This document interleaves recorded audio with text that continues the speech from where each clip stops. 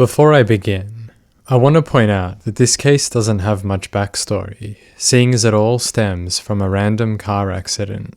The core details that are important to know is that on May 7th, 2019, in Clayton County, Georgia, a set of traffic lights are green for vehicles turning. Whilst the semi-trailer truck is halfway through the intersection, a red pickup runs the red light and slams into the side of the semi, causing major damage to the pickup.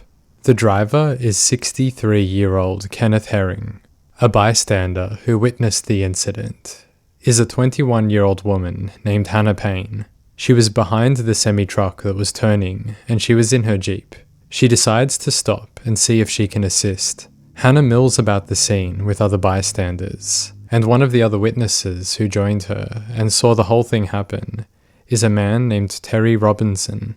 He's a state penitentiary officer who predominantly works in the medical facility at a prison.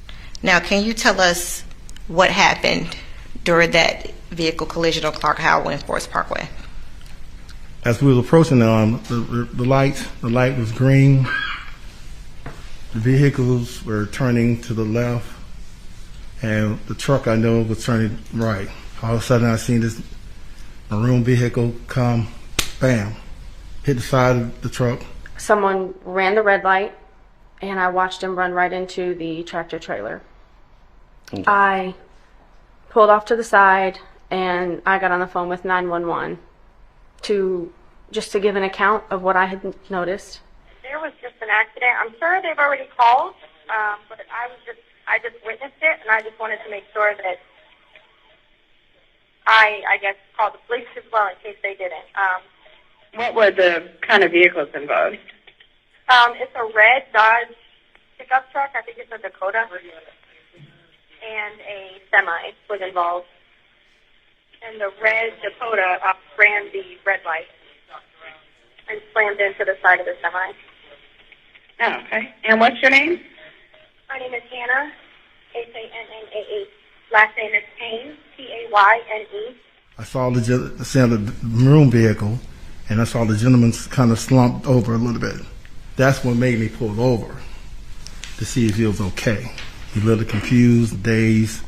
I was looking at him and said, well, do you need any help and assistance? That's when I call 911, asking if he needed help. Hey, we had an accident up here by Clark Howell and Forest Parkway. We had a truck just had an incident with a vehicle. And I'm looking at the guy now, he's pretty good. He's moving and everything. But you need assistance? You got an ambulance? Sir? You need an ambulance assistance? He's not saying anything. So you okay? Okay, if he's saying that he needs assistance, he needs an ambulance or no? Sir, do you need assistance? You need an ambulance, okay? She was there. She was there. You don't even know what happened. She fell asleep. But if you can be here today, don't try it. Don't try it. It's smoking. Now, Mr. Robinson, why did you continually ask for an ambulance during this 911 call? Concerned about the victim. He was out of it, back and forth, and like I say, he was, his eyes, the way he was carrying on, how he was looking and everything, I was concerned. And I felt like I need to have an ambulance there to observe him. Okay, and after you made that 911 call, what other observations did you have of the victim? Well, he got the truck. He walked around the vehicle and everything. We was walking around the vehicle, just making sure that, just walking around. But he didn't, make the attempt and do anything strange at that time, well, I can recall. And that was basically it. He was just walking around. And I was talking to the other person on the truck driver and talking to the young lady there. After that, we were kind of just standing there waiting for the police to arrive, and the other gentleman who had witnessed it walked over to us, and he introduced himself and said that he was a state officer, and he flashed his badge. I work with the Georgia Department of Corrections. And what do you do for the Georgia Department of Corrections? I work in infirmary operations. Now, are you currently post-certified? Yes, I am. And were you post-certified on May 7th of 2019? Yes, ma'am. Now, were you on duty on May 7th, 2019? No, ma'am. I was off duty. That was one of my off days. I was off. So you weren't in uniform? No, ma'am. The state officer had walked back over because at this time the guy in the truck had got out of his vehicle. And when he got out of his vehicle, did the state officer address him? He did. And what was said? He was just asking him what was he doing. And where are you going? You know, just come out of traffic, because his truck was still in the lane. So there were still cars that were passing, and he was just basically trying to make sure you need to just come out the way and stay out of traffic. And he said, "What happened?" I said, "Sir, you okay?" You know, he said, well, what happened? What happened? I said, "Sir, you was in a car wreck incident." I noticed from a distance that it was getting more tension, I guess. Couldn't hear the conversations, but I could see the hand movements and the gestures between the two of them. He kind of started, he being the state officer, started to walk back over to us, and he was kind of just giving us this look like, this guy is, there's something that's up. Me and the truck driver were curious because we didn't know what had just happened. It seemed obvious that he ran the red light, so we were asking him if he was okay. And if there was something going on, and he said he's okay, but he said he's definitely inebriated. Are you sure that's the word he used? I'm positive, because it prompted both me and the truck driver to reply simultaneously saying, "Do you mean he's drunk?" He got back into the truck. When I called, he got back into the truck, and I said, "Well, sir, you okay?" Like that, and he said, "I'm ready to go." Like I said, "Sir, you can't go anywhere. You know, can't go anywhere." He was in an incident. You can't leave the scene like that. And after that, he just, was sitting there, and I was still talking to them. And all of a sudden, he turned on the vehicle. The front end was heavily damaged. Radiator fluid, oil, water was leaking out. As I observed, and everything was heavily damaged to the front. Was the vehicle operable? At the time, it wasn't, because it was off. But we see it happened that he was able to turn it on. Because I was thinking that this vehicle is not going anywhere. Okay, and you stated you did call 911? Yes, we did. Yes, I did. We had a call earlier, and it's been over like 20 minutes now, and no police or no ambulance have shown up. The reason why I'm asking that is because the driver who caused the accident, I think he's impaired. Something's going on with him, and so the thing about we're trying to tell him is to turn his vehicle off and smoke, and he's not following the name. So that's why I'm asking to see what if he's moving his feet. He's trying to drive off, man. He's driving off. He's driving off. Take a picture of the driving light. Take a picture, quick. He's driving off. He put it in drive and floored it. And I was like shocked. I said, "Well, no, this vehicle moving." I thought it was disabled. And you get back on the phone with 911, and what occurs then? I'm explaining to them what I thought that we had learned was that the driver who had caused the original accident was potentially drunk. And as I'm explaining it to her, I noticed that's when he completely gets in his truck. He starts trying to turn it on, and you can hear him like revving it to get it to turn on, which I think that all of us were shocked that it even turned on to begin with. And that's when he started to drive away. I am under the impression that the guy that caused the accident, who ran the red light, is drunk, and he's gotten back in his car, and he's looking like he's trying to drive away. Okay, can you get his tag number? Hold on, he's driving away. It's a red Dodge Dakota. Mm-hmm. One second, hold on.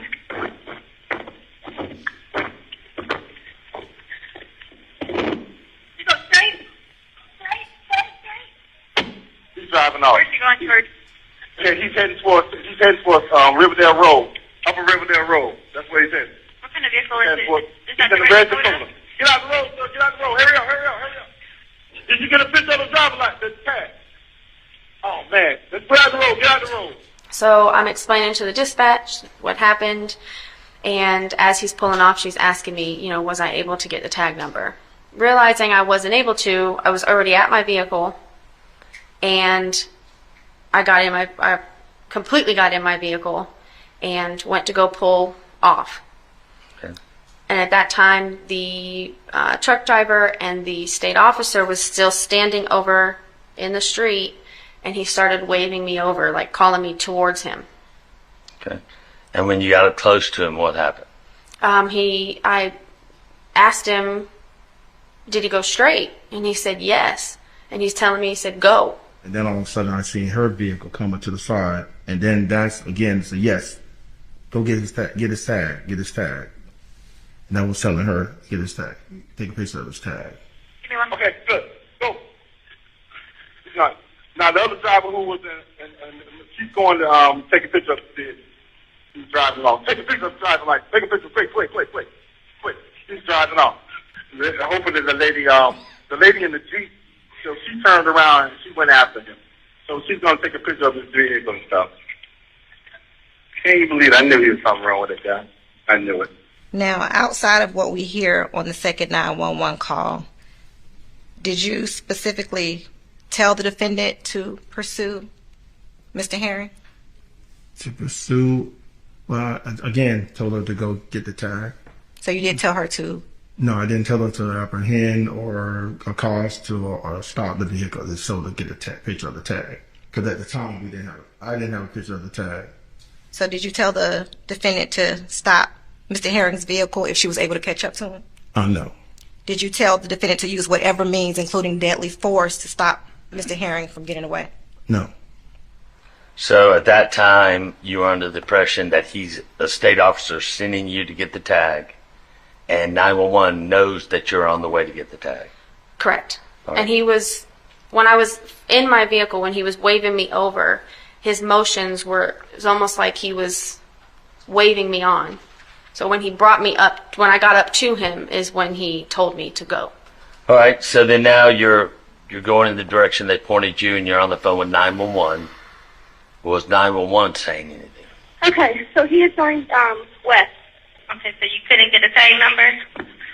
No, but I'm catching up to him right now. Okay, ma'am, we actually do not want you to chase him. We just want you to be safe. I understand. To chase him. I understand 100%. I'm just going to get the tag number, if nothing else. Yeah, almost up to him. I mean, his radiator is busted and everything. I honestly have no idea how he's driving the truck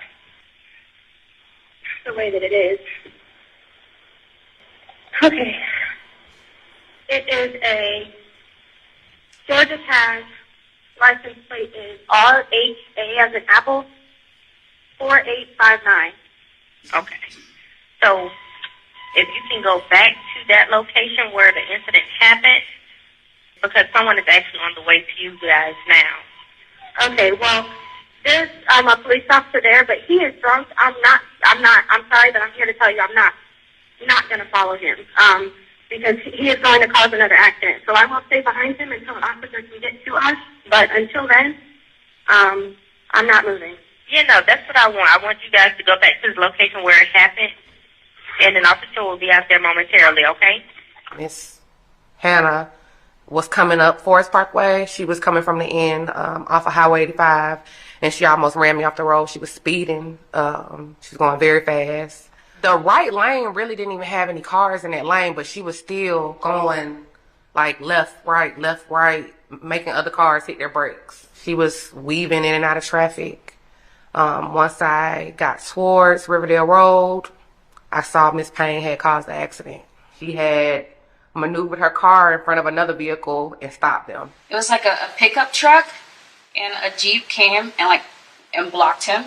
And it caught my attention because it was like really aggressive. I thought it was just road rage. When did the person jump out of that Jeep? Immediately. And when the person jumped out of that Jeep, where did they go? Straight to his window on the driver's side. What, if anything, did you hear her say? I heard her say, "Get the F out the car." She just kept cussing at him. "Get the F out the car." And can you describe the defendant's demeanor? Aggressive. Very aggressive. Very aggressive. She got out of her Jeep and she immediately went to the truck driver's side, yelling and punching. Now, when you say punching, what was she punching?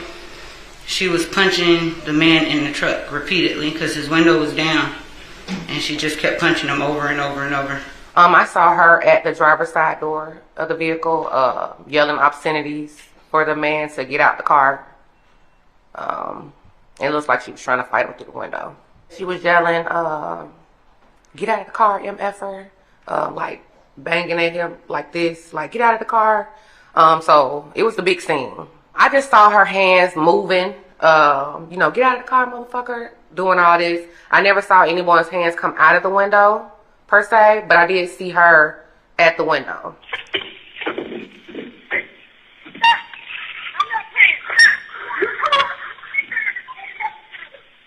Ma'am.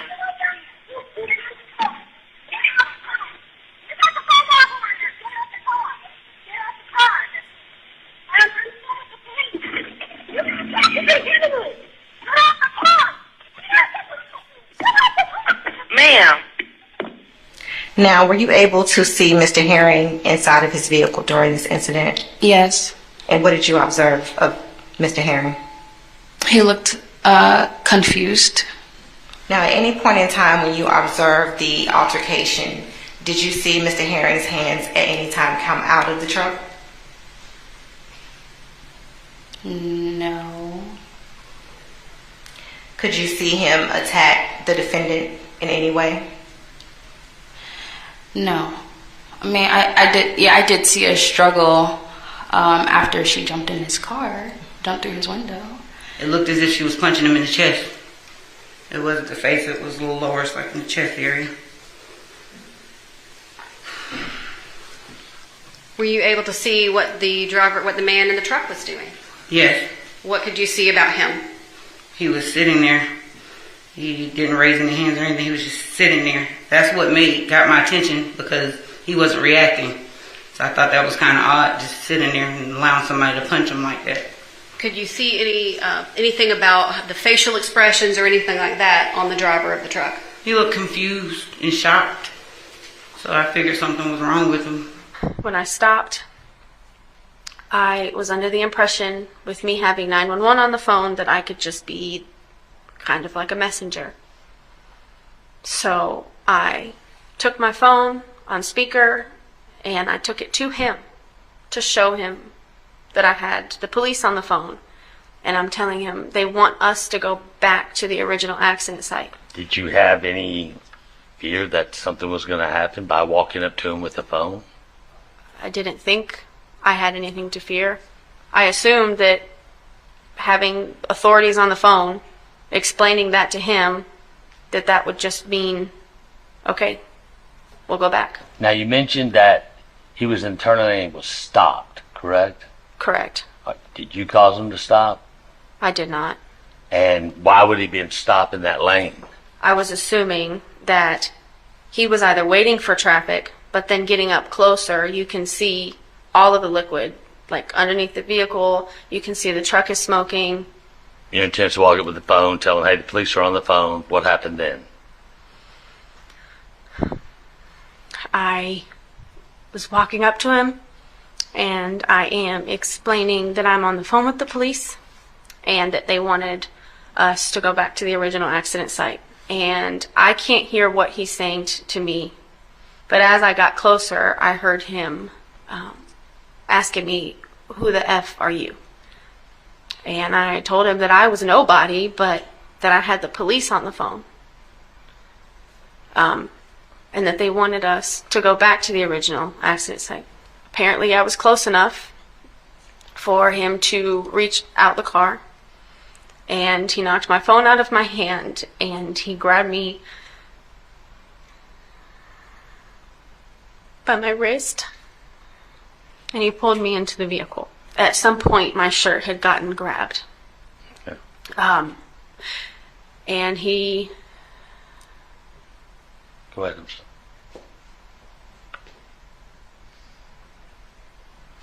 He was pulling my wrist, and he pulled me in the vehicle, and he kept yelling at me, telling me, "I have something for you." And he used, "I have something for you, bitch." And he's leaning, and he's reaching, and he's pulling.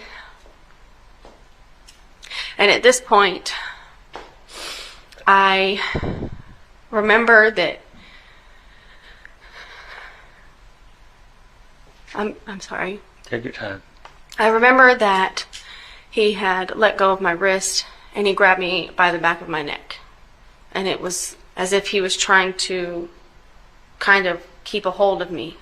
That's when he hits the gas, and we go forward. I'm still in the car at this point, and while it only may have been a few steps or a few feet, when you are being held against your will and you have no idea what's ahead of you and you're looking down, it felt like it lasted forever. And I just remember it was like I saw my life flash before my eyes, and I thought I was going to go down Riverdale Road, hanging out the side of this car. When he mashed the gas, I, like I said, have no understanding of how far we went, how much farther we can go. At that point, I didn't know that we had stopped because we hit my vehicle, and that's when I drew my weapon. Now, when did you observe the defendant take out the gun and point it at Mr. Heron? Very shortly after she got out of her truck. Was it before or after he hit her vehicle? Before. After she repeatedly punched him and yelled at him, she backed away. And after she backed away, I could see the gun on her hip, and she pulled the gun out after punching him repeatedly and asked him to get out the car.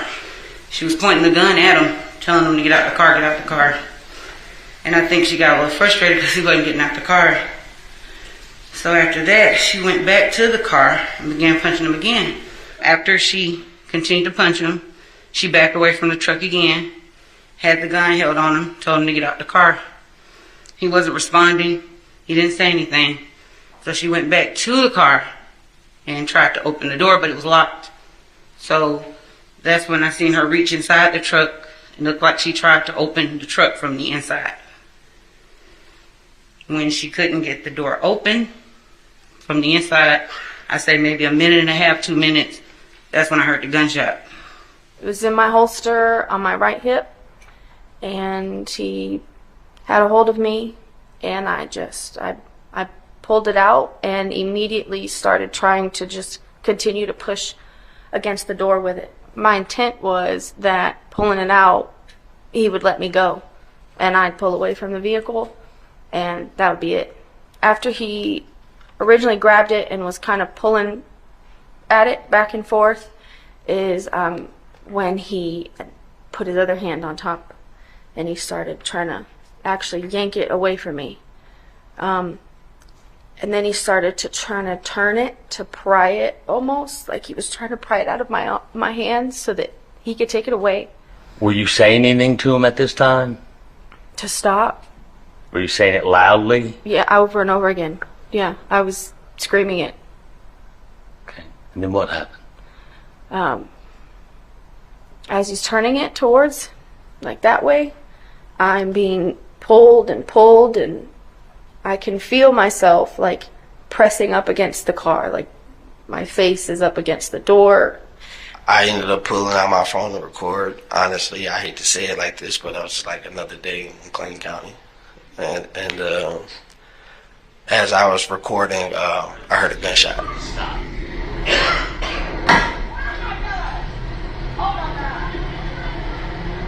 Hey! And as he's pulling it is when the gun went off. Okay. After it went off, my entire body kind of fell backwards. Like I was almost like I was falling over, and I was trying to catch my balance.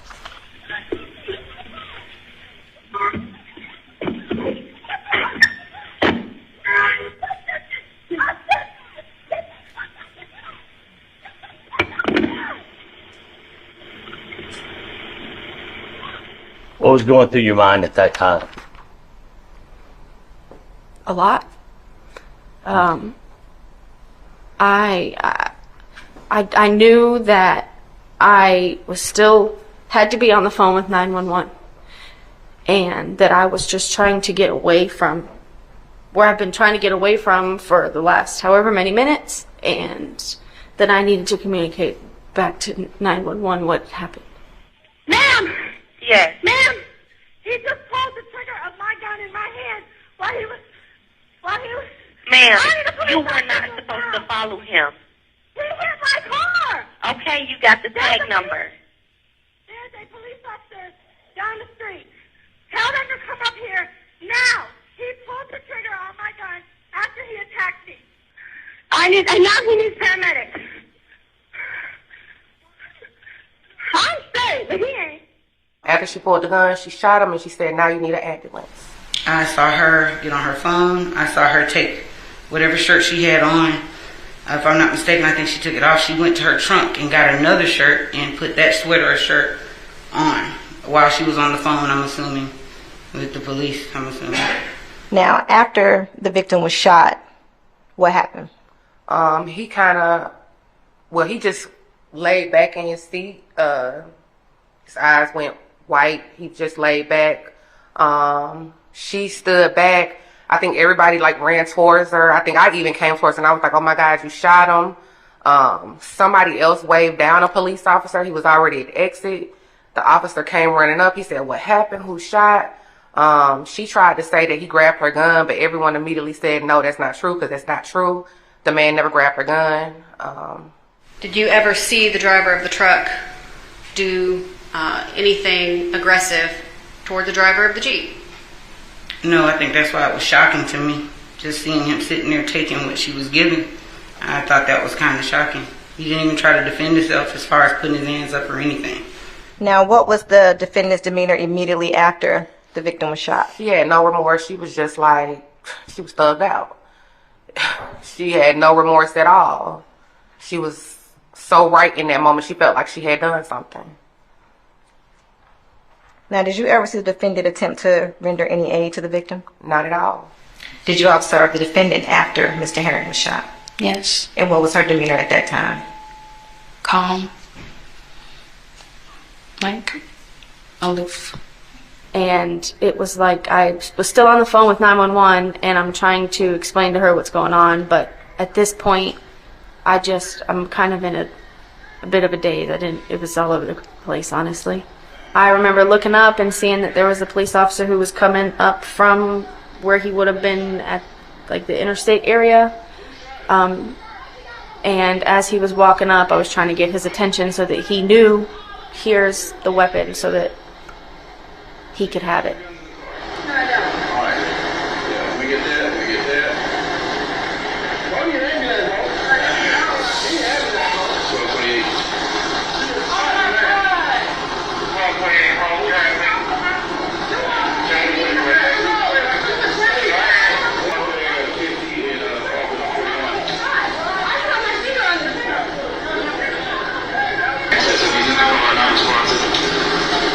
I'm just trying to get him on the way. He's trying to get his damn door open.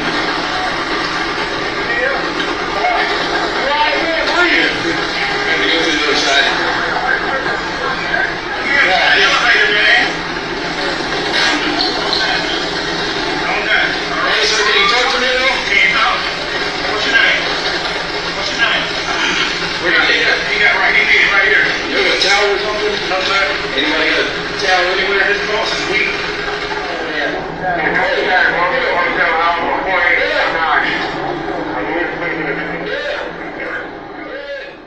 Police secure the firearm and are informed by numerous witnesses that Hannah was the one who brandished the gun before the struggle between her and Mr. Herring intensified. Mr. Herring is still alive, but barely holding on. He's transported to the hospital where he later passes away due to enormous damage in multiple vital organs. The bullet had entered through his abdomen and damaged his kidneys, intestines, and colon. Police take note that in Mr. Herring's vehicle, there are a number of syringes and syringe caps. It is later learned that all of these were used to inject insulin, seeing as Mr. Herring suffered from diabetes. His toxicology report comes back and indicates that there was 0 traces of alcohol or substance in his system. This is of interest to law enforcement, seeing as multiple witnesses described him as looking drunk, spaced out, and confused. It is believed that he could have been suffering from diabetic shock at the time of the incident, but this is impossible to verify. The medical examiner would explain that a natural process once a person has passed away is that their blood sugar levels will lower. Mr. Herring's results came back with low blood sugar, but even if he had high blood sugar at the time of death, this reading likely would still indicate that they were low. Nonetheless, due to the lack of any substances in his system and eyewitness reports detailing that he was acting inebriated, he was experiencing intense confusion at the time. It is speculated that diabetes had a big part to play in relation to Mr. Herring's actions on that day. Hannah is completely cooperative and firmly stands behind her story that she had been attacked by Mr. Herring when she approached his vehicle. She is brought in for an interview where much of what you've already heard is fleshed out and described in further detail. Here's an excerpt from the interview now. I'm trying to understand. Somebody's sitting in the truck. Right. You're standing outside. How can their right hand reach across to grab your left? So I'm trying to without you being partially inside of that vehicle already. I mean, I was close. Okay. I wasn't leaning forward. You know what I mean? Like I wasn't. So you just. Right. And that's when he said, I don't know who you are. And that's when he reached forward, like he was swinging almost. Like trying to swing and hit you. Mm-hmm. Okay. And that's when he grabbed me. And that's what I thought he was going to do. I thought he was going to hit me. So I was just willing to just take the hit and thinking it was going to go past that. And I was still in front of the police. And I could see the police cars. Mm-hmm. But instead of swinging, when he swung with that hand. His right hand? I'm sorry. Yes. When he swung with his right, when I was thinking he was swinging with his right hand, is when he grabbed my wrist. Okay. But before he grabbed my wrist, there was a motion with his. I think it was his left hand. There's no way that he could have motioned it over here with his right hand. Did I see it with 2 different hands? No, but I'm looking at him. What kind of motion? Like he was telling me to get away. Basically, yeah. Like no, I'm not stopping. I'm not. He's like, no, I don't know who you are. You're not no one. You're no. So he's like motionless and like get away from me. Like kind of like get away. I don't know who you are. But that's what I'm saying. I don't know if it was a get away or if it was a trying to hit his phone out of my hand. And he's trying to pull it, and that's when I'm trying to pull my hand out, but I'm not trying to leave the gun there, obviously. Right. So he was pulling it and turning it, and that's when I was able to kind of just like yank it back towards him, and he had it like this. And he's like, yeah, just shoot me. And that's when he lunged. He still had a hold of my hand right here. With the gun? Yeah, with my hand. And he lunged, and that's when. Okay. Yeah. Do you think that he pulled the trigger, or do you think that you pulled the trigger? What I told them originally was that I felt like he did. Because I did not have my finger. I know about the double safety mechanism, so that's why I specifically did not have my finger on the trigger. Okay. Now, when I pulled it back around, after he was, tugging at me and he lunged, he still had his hand on it, and I had my hand pin on it. Okay. But it was more so of a matter of force instead of me saying, okay, I'm going to pull the trigger. Okay. Following the death of Mr. Herring, Hannah is charged with malice murder, felony murder, aggravated assault, false imprisonment, and possession of a firearm during a felony. At trial, the state presents the idea that Hannah was an out-of-control vigilante who let anger and rage take control of her actions. An entitled woman that wanted Mr. Herring to abide by her own laws and rules, and when he didn't listen to her, she became frustrated and shot him. Furthermore, they say she concocted this story that he attacked and threatened her as a way to evade guilt for what she had done. One of the elements of her story that is heavily scrutinized is her finger being on the trigger. Hannah says that at no point did she put her finger on the trigger of the gun, and that it went off as a result of Mr. Herring trying to grab at it. She says that he must have pulled the trigger. In this photo that you see on screen in just a moment, the state would say that this is untrue, seeing as her finger can clearly be seen on the trigger. Position that you see the defendant's hand in, with their hand all the way on the back of the grip and the finger in the trigger guard, is that the position that the hand would have to be in order to pull the trigger on that gun for it to work? Correct. As you saw, multiple eyewitnesses are presented who all watched the incident unfold. And although most of them have slight differences in small details of their stories, something which I will go into a little more when I discuss the defense's argument, they ultimately all tell the same tale. Hannah blocked the red pickup from moving, exited her vehicle in an aggressive manner, confronted Mr. Herring, who did nothing to fight back. She drew her gun and pointed it at Mr. Herring, which caused him to jolt his car forward, colliding with her Jeep. No one saw her being dragged, like she says, and following this, she became more aggravated and shot him. The defense's side of the argument takes the exact same evidence that was presented by the state, and argues that it proves the complete opposite of what the state says happened. The summary of their defense, before I break it down, would essentially be that Hannah was a good Samaritan, a person who wanted to help in a situation where she believed a drunk driver may go on to harm others by fleeing the scene of an accident he had already caused. She was young, 21 at the time, and had become frenzied as she thought a state law enforcement officer and 911 were encouraging her to assist with carrying out justice. They wanted her to help to go get the tag. This all culminated in her foolishly approaching the truck after it had stopped. This then saw her get out of her vehicle, and she was then attacked by Mr. Herring. The attack resulted in her drawing her firearm for self-defense, and it discharged by the other person's efforts to wrestle it away from her, thus killing him. The defense present no witnesses of their own other than Hannah to testify in her own defense. It's during her testimony she would be given the opportunity to fully explain what happened, according to her. You've heard a lot of what she had to say already, but here's a few extra clips I found to be of interest. And in this training, what did you learn from what they were teaching? Just how to properly store your weapon, how to properly remove your weapon, how to make sure that your safety when doing so doesn't cause accidental discharge.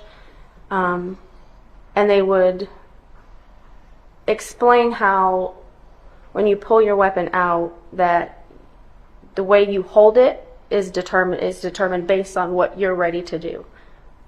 In other words, you keep your index finger on the slide until you're ready to pull the trigger. When you're ready to pull the trigger is when you put your finger into the trigger guard. The police officer had come up. One of the people that was standing there were basically, again, asking what had happened. And she asked me, she said, did you just shoot him? And I told her, I said, no. I said, he pulled me into the vehicle. He had a hold of me, but that I never had my finger on the trigger. And why is that? I mean, number one, from training, and number two, I never had any intention on pulling the trigger. And in fact, you never did pull that trigger, did you? Correct. And at one part, you hear yourself screaming, get the F out of the car. What was going on then? I'm thinking that I have a better chance of not being drugged if he's not in the vehicle. You said he was making a statement to you of, I've got something for you, bitch. Was there any other statements made that you can remember this time? No, he just kept telling me that kind of over and over again. and that I was nobody. Having gone through that situation and here we are in court, is there anything you've learned from this situation or that sticks in your mind from all this 4 years later, 4.5 years later? That not everybody is going to have a reaction that you think they're going to have. And that clearly trying to do the right thing is not the right answer. Think you're ever going to help anybody else, try to help anybody ever again? No. As one would expect, by her taking the stand, it left her open to a pretty intense cross-examination. Your response, no, but I'm catching up to him right now. And the dispatcher tells you, okay, ma'am, we actually do not want you to chase him. We just want you to be safe. The first time they tell you not to chase him, correct? She didn't tell me not to. She just said that they didn't want me to because of my safety. At least is the way that I interpreted it. Okay, I'll give you that. So they told you that they do not want you to chase him, correct? Correct. And what did you say next? You can read it. I understand. Okay. And the dispatcher tells you after that, it's not safe to chase him. Second time, correct? That's what the transcript guide said. When we're listening to it, I don't remember hearing that, but... And can you read what your response was? I understand 100%. I'm just going to get the tag number, if nothing else. But I am going west down Forest Parkway, and I'm almost up to him. So you told the dispatcher that you understood 100%, correct? That I needed to be safe, correct. Right. So you were aware that dispatcher did not want you to continue to follow Mr. Herring, correct? Sure. Is that a yes? Yes. The dispatcher tells you after that, you know that's what I want. I want you guys to go back to the location where it happened and an officer will be out there momentarily. So that's a fourth time she's telling you again, don't follow and head back to the incident location, correct? Incorrect. Okay, so what am I missing? She said, which in the transcript it reads differently than what you can hear on the call. I'm talking about the transcript that's before you, Miss Payne. I'm just speaking from facts of what I've known. I'm asking you to okay. You testified that you didn't cut Mr. Herring off on Riverdale Road. You saw him stopped in the turning lane. Is that correct? Is that your testimony? I said I saw him stopped in the turning lane. And I never used the terminology cut him off. And is your right passenger tire turned towards the right toward his vehicle? The tire's turned, but the vehicle is not. And so in order for you to get in that position, you had to turn your steering wheel to the right towards Mr. Herring's vehicle, correct? Towards the lane. And his vehicle is in that lane, correct? At the time it was further back, so no. So if it was further back, you had to turn your vehicle in front of his vehicle, correct? No. So how did you end up in that position? In this meaning, like with the cars connected or with me? With you partially in his lane. With my front tire partially in his lane, my wheel was turned. That is your testimony today that you did not get out of your vehicle and run up to Mr. Herring's vehicle telling him to get out of the car. Correct. And you never once got out of your vehicle and go up to him and tell him to get out of the fucking car. Well, everyone heard I did. And so at no point on that 911 tape did you ever tell him to stop, go back to the scene? I did. And did you hear that on the 911? Conveniently, no. Now, is your testimony today that you've never had your finger on the trigger? It is. Can you turn to page 49? Down at the bottom of the page where you see your name and it starts off, I mean. Can you read that paragraph? I mean, he's almost fully turned by pulling, and I think that was more so just a matter of us kind of going back and forth with him like this. Hannah is showing the position he is in. and he's pulling, and after he tried to pull the trigger, when he came back around is when I had my hand on the trigger, and he still was squeezing, reaching, pulling, turning.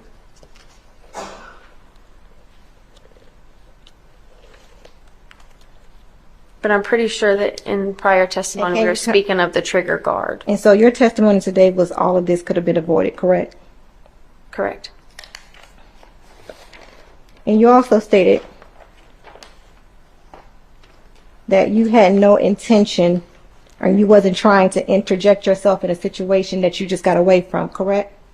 Correct. But that's in fact what happened on May 7, 2019. Interjecting myself twice or initially? So in the initial incident, your vehicle was not struck, correct? Correct. And so there was no reason for you to interject yourself in the final conclusion of what happened with Mr. Herring as far as that incident was concerned.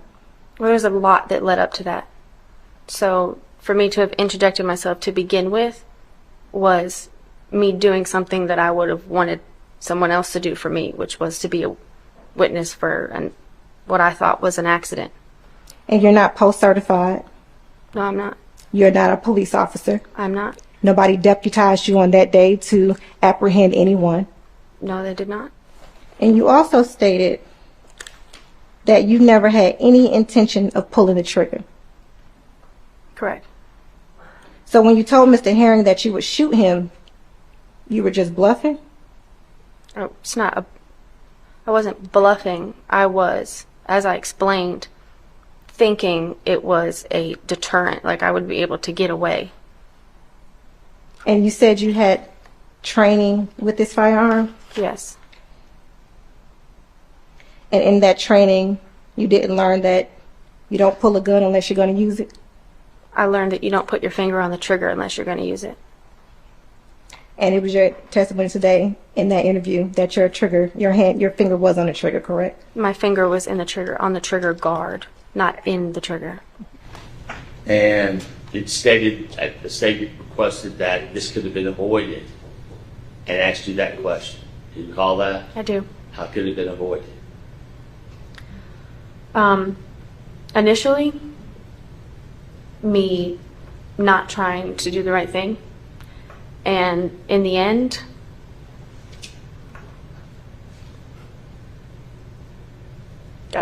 just trying to stay away from the original scene, put it that way. Okay. So you said at the beginning, that at the end, it could have been avoided a different way? I believe if he wasn't trying to take it from me, it would have never went off. And you would have never pulled it had the situation not escalated? Correct. You talked about the fact that it could have been avoided had you not attempted to, I guess, assist or help. But this actually could have been avoided if you not had introduced a gun into this incident, correct? I introduced the gun to try and save my life. Nothing further, Your Honor. Although the defense present no one other than Hannah to the stand, they scrutinized the stories of many of the state's witnesses. It would seem to me that a huge part of the defense attorney's angle was actually to place doubt on the credibility of multiple eyewitnesses. The attorney would go into excruciatingly long cross-examinations, picking apart every little word a witness would choose to use in their testimony. Then he would pit those words against the witnesses' written statements that they had made when the incident occurred. He highlights minor details and discrepancies between the statement and the testimony. He would also question witnesses about exactly where they were standing when they watched the events unfold, and he would place doubt on whether they could actually see what they claimed to have seen from the location that they claimed to have been standing in. As mentioned earlier, most of the state's witnesses' stories actually vary slightly from individual to individual, and the defense attorney would absolutely highlight these discrepancies. For example, one witness would say that she saw Hannah exit the vehicle with her gun already drawn, whereas most other witnesses saw her draw it after she had engaged with Mr. Herring. Another witness claims to have seen Hannah mount a median to maneuver herself into a position in front of the red truck, whereas another witness claims that this never happened. This style of cross-examination, as you could imagine, led to a number of somewhat heated exchanges. They were over that way. Maybe if you could use the screen, you could mark They it. were over this way. They were over here. Okay. I pulled my vehicle out. So it's fair to say that where they were at, it was clear they could pull up there, or they could keep going past it, or get around that. Nobody could go once she did that. Excuse me? Nobody could move in that lane once she did that. Okay, in that lane. But was the area, you see where a walkway and all that area is it fair to say that that was clear? They could have drove around the vehicles? On the sidewalk? Yes, ma'am. Who was driving on the sidewalk? I'm asking, is it possible they could have gone around the traffic, around that, on the sidewalk? Was it clear? Who was driving on the sidewalk? Ma'am, I'm asking you a question. I'm not here to answer. I'm not going to say somebody was going to drive on the sidewalk. I'm not understanding why All right, I'm somebody would asking be you driving a on the sidewalk. clear question. Is it possible for somebody to have gone up on that sidewalk and drove around the accident? Whether you would do it or not, was it possible? I'm not sure. My coworker called me and she said, "Dang, that car almost ran you off the road." And I said, "Yes. That crazy bitch is going to cause an accident." So you don't know if another car caused her to go into that direction. You just presume because she was a crazy bitch driving that she did that, correct? Nobody caused her to go into that vehicle. But you said you didn't see it. No, I didn't see it. So why are you so certain that nobody caused her to do that? Because nobody else was on the scene. Okay. Nobody else was in an accident. Nobody else was in an accident. All right, so you're saying that the red truck hit her car?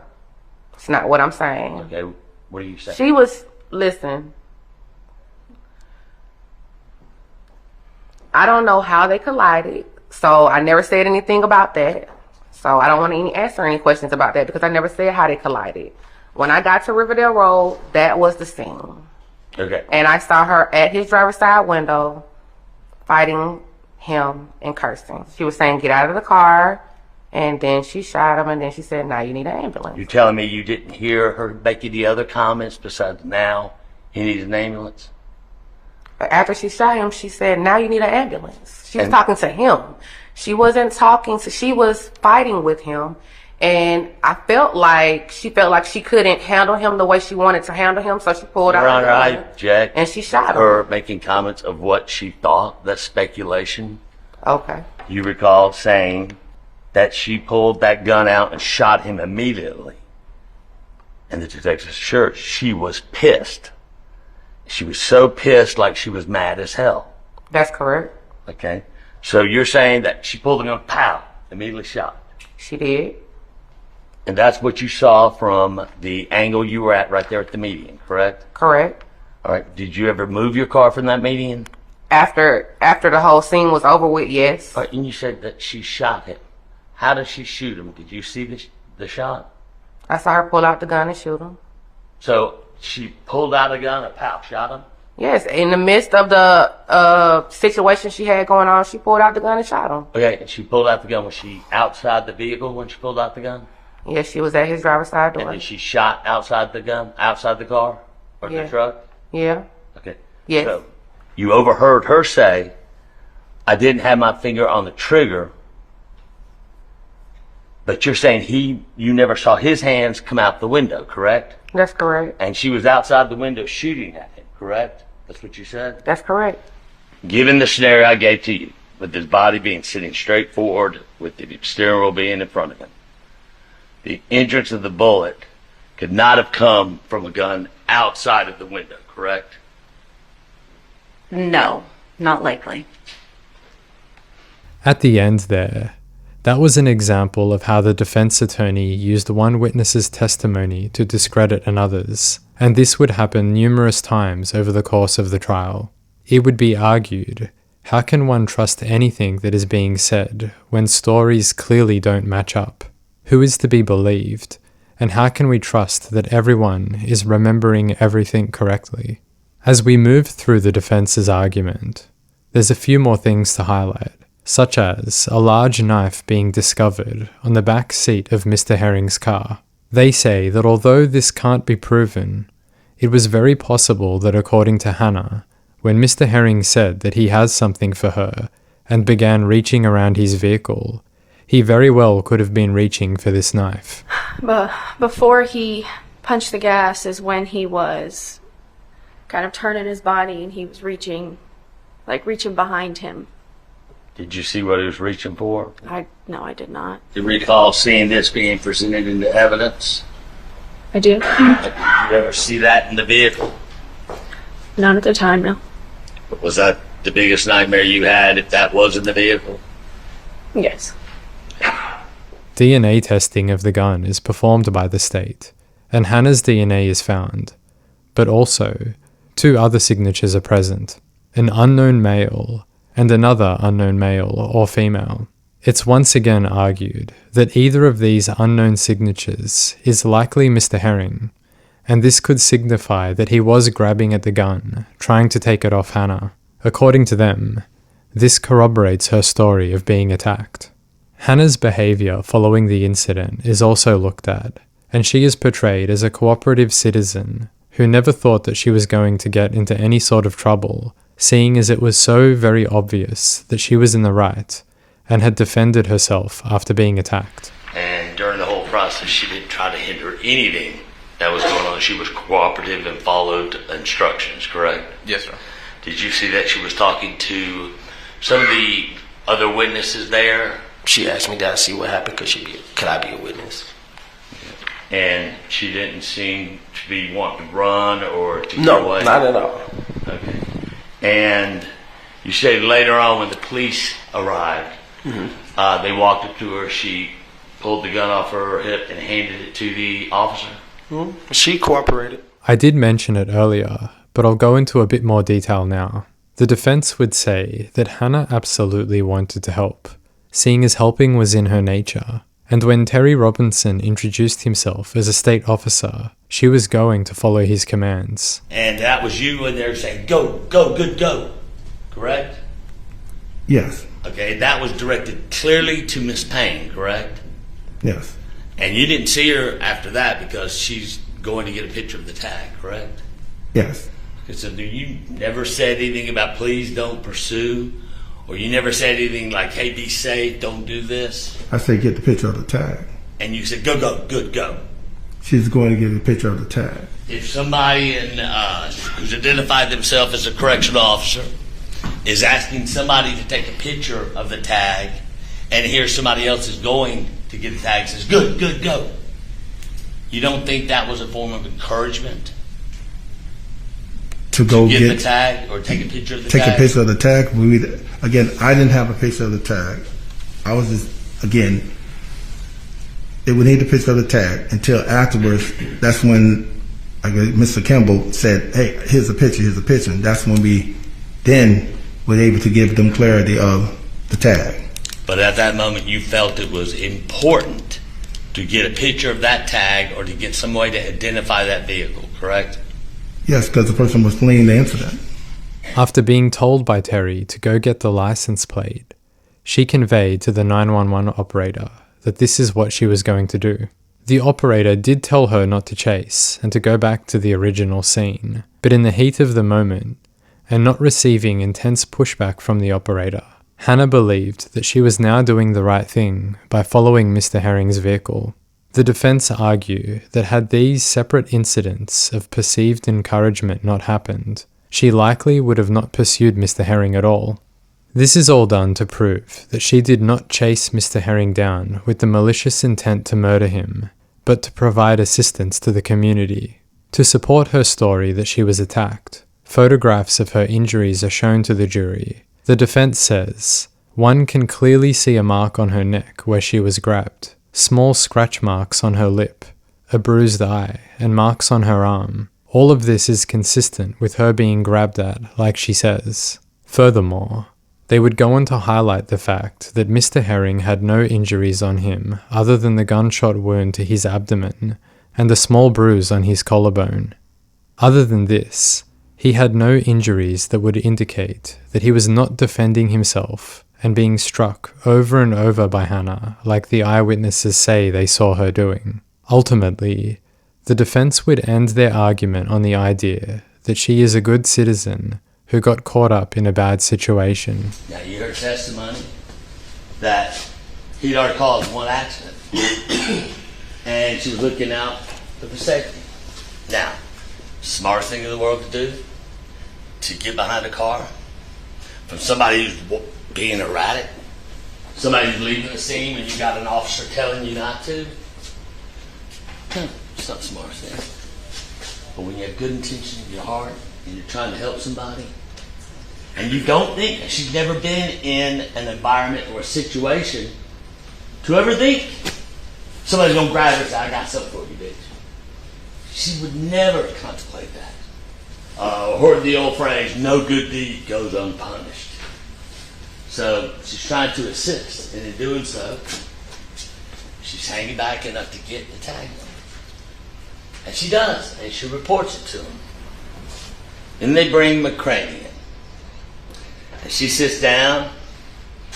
She's got a good story. She's telling it. She's wound up. She's talking about, yeah, I saw it. It was crazy.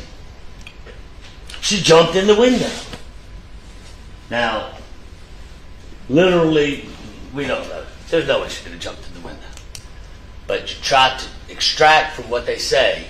As we said, every time there's a story, there's a little bit of truth in it. A little bit of truth. So maybe the part that she was in the window is when she's being pulled in the window. Maybe the part that she jumps when she's pulling back and getting pulled in. We don't know. So the theory is the motive for tracking down, chasing down, and shooting Mr. Herring is he's a bad driver. That trivial? A bad driver? If somebody had that kind of anger or something like that built inside them, they had issues on, they would have anger management, they had problems that would have been documented. Nothing's documented on this thing. She's not got a ticket, she's not in trouble anymore. This is not some killer. This is not some murder. This is a young girl who got caught up in the wrong situation with a good heart and good intention. And when she did it, her mind was not to confront, not to get in arguments, not to pull a gun, but to get the man just to go back. We don't know why he didn't go back. She didn't know why he didn't go back, but she sure as heck didn't think it was going to end that way. So I leave it to you and I implore you to go back, look at the evidence, and do the right thing. And I appreciate your time, and I appreciate your attentiveness. And I appreciate when you come back and find her not guilty of all 8 of these charges, these heinous charges they put against her. Thank you so much. I mean, not that it has anything to do with it, but my entire life until I was 18 and my grandfather passed away, I was going to be a police officer. And on May 7, 2019, she got her opportunity. And as a result, 62-year-old Kenneth Herring, who was unarmed and minding his own business, was chased down, detained, shot, and murdered by this defendant. And how do we know she shot him? Because we watched Officer Rich's body cam. And when he asked, who shot Mr. Herring? She said, I did. And you don't get the death penalty for committing a traffic infraction. And you know how much entitlement you have to chase somebody down, detain them, jump out your car, and run toward a stranger. He didn't know her. He didn't know why she was approaching his car, and demand that they do anything. He didn't have to listen to her. He didn't have to do anything she said. As he continued to ask her, who are you?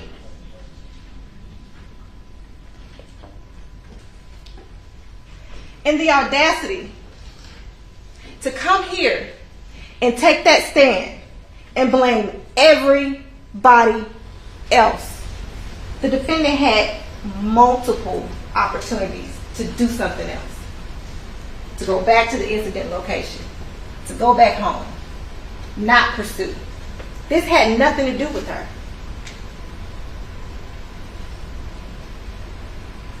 And the idea that she could command somebody to do anything. The only person that introduced a deadly weapon in this situation was the defendant. And but for her introducing that firearm, Mr. Herring would still be here today. You can't poke a bear and then when the bear turns around and attack you, want to claim self-defense. It doesn't work that way.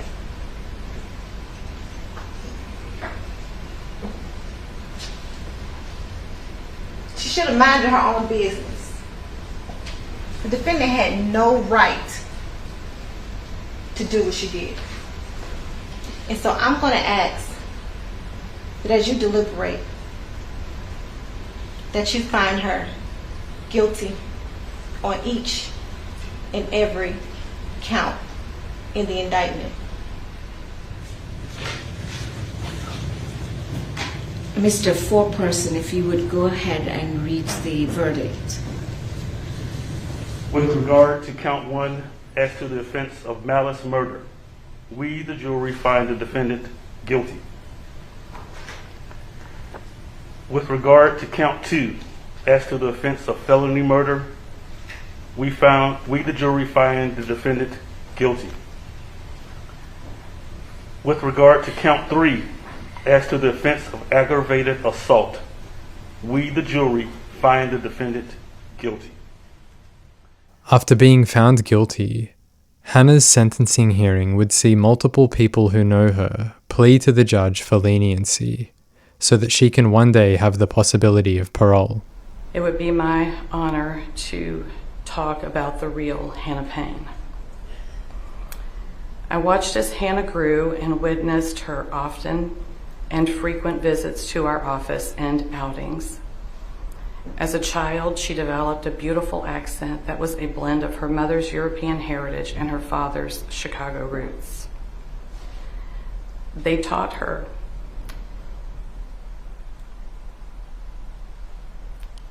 to say please, thank you, yes ma'am, no ma'am, yes sir, and no sir. She was a lovely, kind, quiet-spoken, pleasant, and beautiful child. She worked hard to manage her grades and took pleasure in playing in her high school band and always walked among friendships without any regard to color, social, or economic considerations. Over the course of time, I have consistently witnessed Hannah opening doors for others, always express thank yous, without hesitation to step in and offer assistance whenever and wherever needed. If you've ever had a moment where you need to lift a heavy item into your car and a stranger walked up without being asked and offered to help you, this could have been Hannah. If you have ever seen a stray animal walking too close along a roadway and a total stranger stopped to render help, that also was likely Hannah. At the age of 20, she single-handedly encouraged our company to participate in a food drive for the Atlanta Food Bank.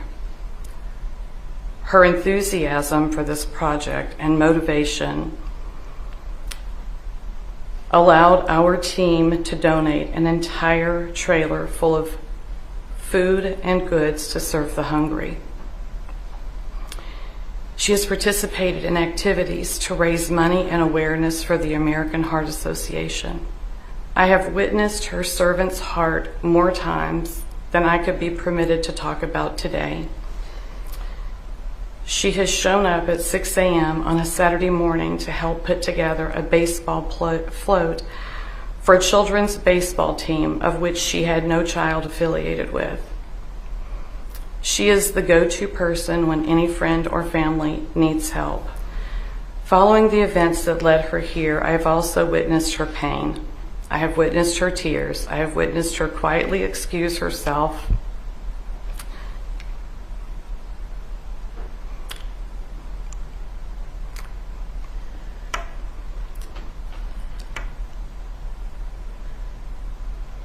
Excuse herself to the ladies' room, where she later returned.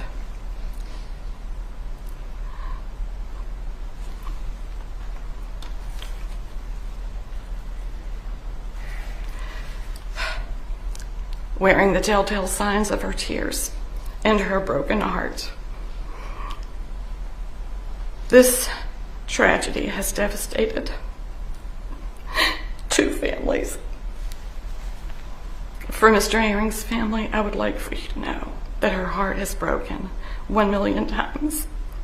And in spite of anything that anyone that does not know her has alleged or told you, please know that from the depths of her heart and soul, she would have never wanted harm to come to your brother and your loved one. I'm not much of a speaker. I'm Hannah's neighbor, and I've known her since the day she moved in. And me and my wife, my grandkids, we became friends with the family. And I'm hearing that some of the things that people say about Hannah is not true. Like I say, I've known her for a long time, and I spend a lot of time outside, work with my hands. I like nature. And back in 2013, I was diagnosed with cancer. I'm from the South. I like working in gardens. I like working on cars, muscle cars. And I couldn't do anything in my garden. I couldn't do anything outside because my immune system was completely down. Out of the blue, Hannah's out there mowing my lawn. I didn't ask her to. I couldn't tend to my garden because I couldn't eat the vegetables. Hannah would go in my garden, pick the fruit, and I tell her, you know, you can just have them. You know, I didn't expect you to be over here, you know, maintaining my stuff. And a lot of times in life, we make bad decisions. We do things we can't go back and correct. I'm the type of person, if I seen something going on, I would intervene. But then a lot of times when you intervene, the wrong things happen. Like I say, I might have said it before, sometimes you do things you're sorry before and you think about it later. And as you get older in life, you reflect on things. You can see things that are going to happen. You say, hey, you know, I wish I would have done this, or I wish I would have done that. And a lot of times you can see somebody young doing something, and you would say, hey, don't do that. I would hate to lose a family member, but I would like to say that the family would have some leniency against her. I know what she did was wrong, and I know a lot of times we do things, we don't make the right decisions. Everybody's guilty of that. He who is without sin cast the first stone. Thank you, sir. We've talked about the witnesses, and I respect their opinion. I know they've known the defendant for a long time. But I want this court to consider what you've really heard about the real Hannah Payne. Her demeanor in this courtroom, her demeanor during her cross-examination, where she was as disrespectful as she could be, only remembered answers to her lawyer's questions. Her demeanor and who the real Hannah Payne is was heard in that 911 call, when she decided that she was smarter and righter than everyone else. The real Hannah Payne is the one screaming on that call for him to get out of the car and cursing at him and striking him, as every state's witness who witnessed that incident told you about. For lack of a better saying, no good deed goes unpunished. But that was a decision she made, and a decision that, you know, her upbringing, her standards, her values put her in that situation. And that decision is what got us here today. and that decision, according to the jury, is wrong. And just because it was a bad decision doesn't make her a bad person. It just makes her human. And we all are human. And she is young in age. To give her life without parole is to take a person who had good in her heart and tell her you'll never get a chance to get back out and get that good back. So we would respectfully request that the court look back at what all was said, look back at what all was done and was brought forth, and fully understand she never intended anything that day when she left from work to end up being there, to be in a struggle with Mr. Aaron, to be on the side of the road, to have to pull her gun to protect herself and the gun going off. There was never any intent to have that. It was an accident. This was all done with good intentions. And I know they say the road to hell is paved with good intentions, but she's never seen that road. She's never seen what happens out there in car accidents and arguments and walking up on cars in Clayton County. And to sentence somebody to life without parole for being naive or trying to do something with the goodness of her heart, I think is a little bit harsher than what is necessary in this case. The court will impose sentence as follows. Please stand, Ms. Payne. With respect to count 1, malice murder, the court will impose a sentence of life with a possibility of parole. With respect to count 2, felony murder, that will merge into count 1 and is dismissed as a matter of law. Hannah is sentenced to life in prison plus 13 years, with the possibility of parole. It's at this point in the video that I've finished presenting the trial and now speak from my own thoughts regarding the case. It's an interesting one for me. Working on this case at the age of 36 years old, I do feel quite judgmental regarding her choices and actions. I view her as the state depict, an out-of-control vigilante who was eagerly looking for her moment to be a hero and willing to do anything to ensure that happened. As I say that, I want to express that I'm not viewing myself as someone who has attained a level of maturity or wisdom which is blistering in its awesomeness. I'm not saying that I look down on other people's rash actions as something that is far from my own comprehension. Actually, quite the opposite. As a human, I know I have a lot to learn, and strangely enough, the more I seem to learn, the more I realize how little I know. As I would imagine most of us have the same sort of understanding as they get older, hey? If a person were to feel as though they've hit that ceiling of what they can learn about life, that's probably when things could start to slip by that individual. What I do think is appropriate to look at when viewing this case, at least for me, is taking a moment to see where I've come from, what sort of mentality I held when I was younger. What I'm saying is that sitting here at the age of 36, it's easy for me to judge and criticize Hannah's actions if I think about them from the position of life where I've learned what I've learned. But if I rewind time and take things back to when I was 21, my gosh, we would have a different story, hey? I'm not saying that this would be the same for anyone listening right now. I only speak for myself. But me, at 21, I was a hot-headed little idiot. I absolutely could see myself making a mistake like this. And before going any further, I'll describe what that mistake is, in my opinion. I don't think that Hannah went into this situation wanting to kill anyone. She was just on her way home from work. But the girl did have a gun on her, and probably held an odd sense of wanting to help people. This being most notable in the fact that interviews show she wanted to be a law enforcement officer, but for reasons unspecified, never got around to joining. So this 21-year-old feels like she is a helper of the community. She helps neighbors with household duties. She helps local functions and venues put on events for impoverished children. Her inner monologue tells her that she's a good egg. So when this car crash occurs, and Mr. Herring, looking potentially drunk, drives away in a vehicle that can only be described as some sort of mechanical zombified corpse. The adrenaline kicked in big time for her. This was her moment to do something about one of the many wrongs of the world.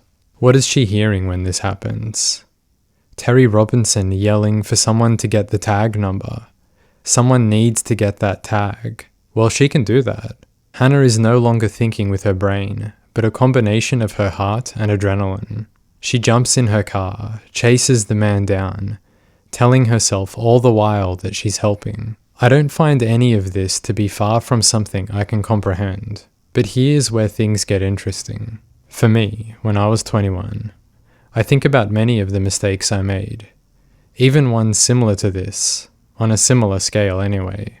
An example would be this one time, when I thought I saw a vehicle sideswipe another in traffic and they sped off. Without thinking, I immediately floored it and followed them. I chased them for a minute or so. Who knows what the reason was. I don't know what I was going to do if I caught up to them. But after a brief period of intensity, I caught myself and thought, what on earth am I doing? So I stopped. But if I were to go into a thought experiment, what if I saw that car run over a child before speeding away? What if I got the license plate number, but was unsure if police would find the culprit if the vehicle had been stolen? What if I thought that this criminal could run over another innocent person? On this day, at 36, there's a chance that I might proceed to chase, and at 21, when I was a hot-headed idiot, I would have for sure done so. The issue that I find with this is at what point does the individual chasing, the vigilante of justice, at what point can they distinguish that they're chasing this individual for the sake of their community, or is it for the sake of their ego? For me, it's hard to admit, but I think there would be a part of me that has some sort of hero complex that I'd be attempting to satisfy. Back then, I for sure would have been able to ignore the fact that I'm putting more people in harm's way by chasing. Me now, I think I would have these thoughts. There would be that moment where I consider public safety over my own desire to see the bad guy get caught. But like I said, at 21 years old, I really don't know. I think I would have become drunk on the idea that I'm stopping a big bad criminal. There's some power in that, and some people need to feel power. I know I sure did. My life was out of control back then, in so many ways.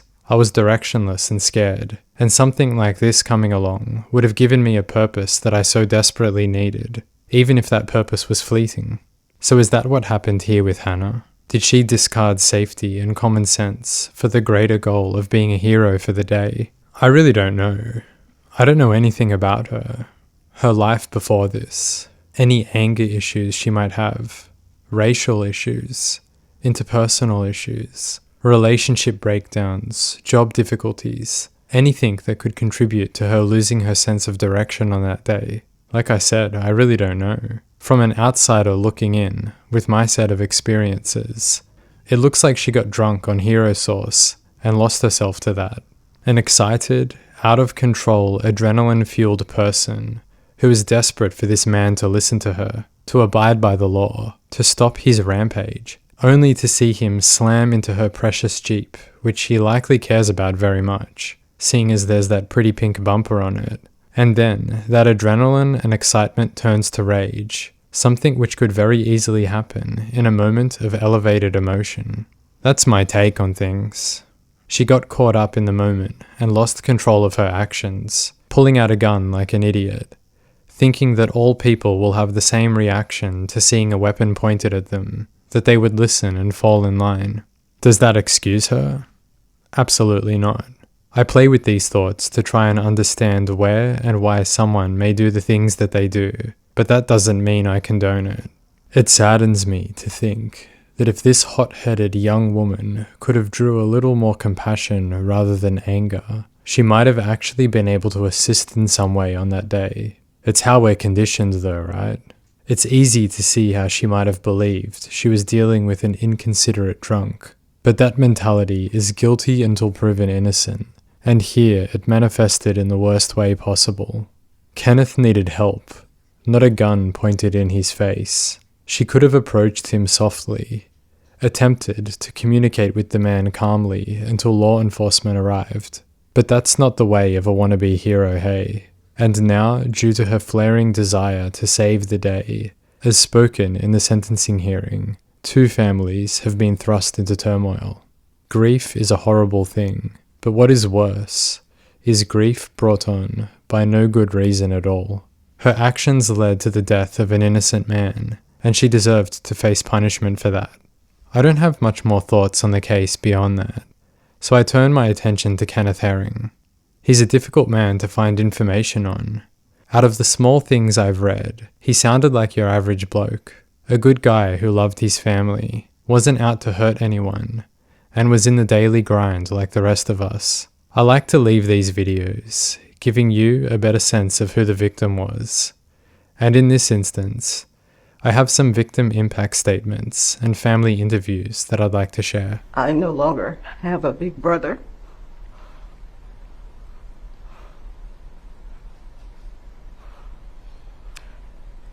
He called me Biscuit Head all my life because from a little kid, every time my mom would get up every morning to make fresh biscuits, I would be there. As the baby, I got the first one. And so as I got older, and in my adulthood, he would then just call me Biscuit. I won't get to hear that anymore. We won't get to laugh at him because he couldn't dance, but he tried. And we won't get to reminisce about all the times, having grown up in the South, my mother would make copious amounts of sweet tea, and he would drink it all and leave a corner and put the pitcher back in the refrigerator. We won't get to do that. No more Christmas. No more birthdays. No more family gatherings. His grandchildren won't know him. He has 2 adult children that they don't have a father anymore. And while he was the oldest, and both my parents are deceased, you would think the oldest would be the head of the family. We don't have that now. You know, I sit here and I spent a milestone birthday in the courtroom because of my brother's death. And that's something that is now never going to change. I just ask that whatever happens here today, that we get some type of peace out of it, because it's just over nothing. His life was taken. He didn't die of natural causes. We all call him Ken. He was just the big brother. The big brother that liked to boss us around. He had this nickname that he always called me. It was Duty. Always doing, he said. I can't call him if I wanted to.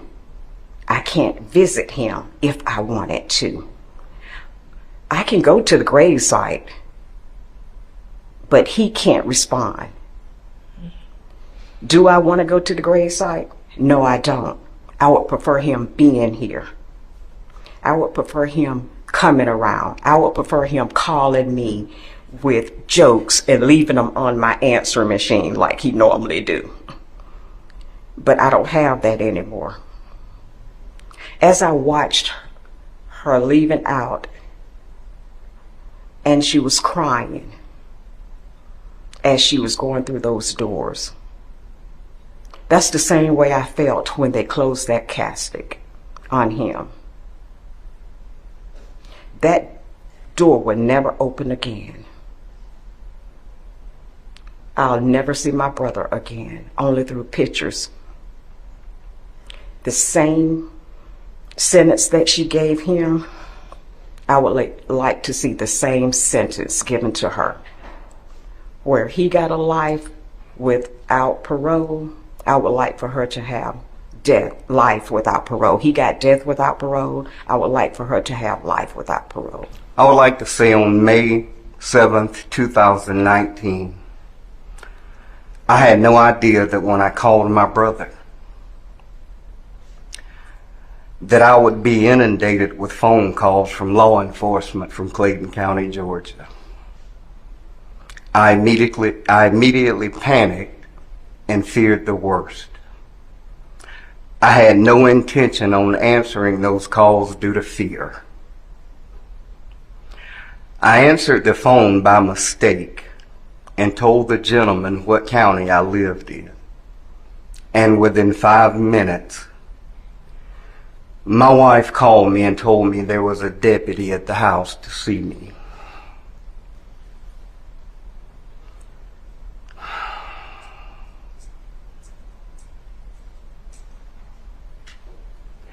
My life from that point has never been the same. The following day, I found myself repeating to my wife, I do not know how I'm going to tell my parents or explain to them how this happened. And they had been deceased for years. Never again will I be able to hear him say, hey you, get off my mountain.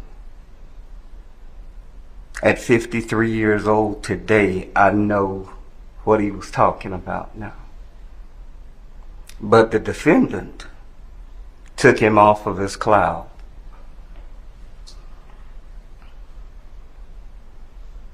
The defense attorney in this case attempted to paint my brother as a nobody. He was nothing. It was just good intentions gone bad. It's a drug user, could have been a drug dealer, could have been anything but an innocent man.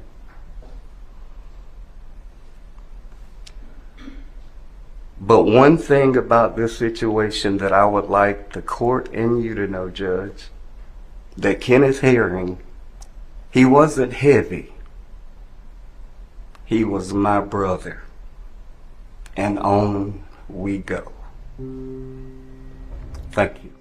He was my big brother. He acted like a big brother does. He protected. He was just the typical big brother. He bossed us around when we were kids.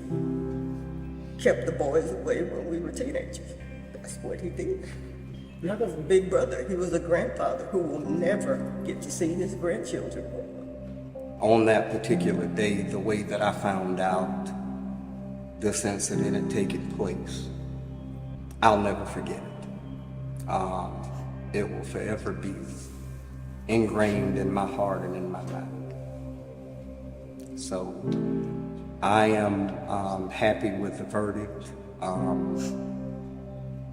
I pray that she will someday find, I guess, peace with what she's caused, and maybe even forgiveness one day. When I heard the first verdict, I know we wasn't supposed to show sign, but tears started rolling down my face because at that moment I felt a relief that came over. And from the first to the second to all the way to the 8th, all I could say was thank you, thank you, thank you.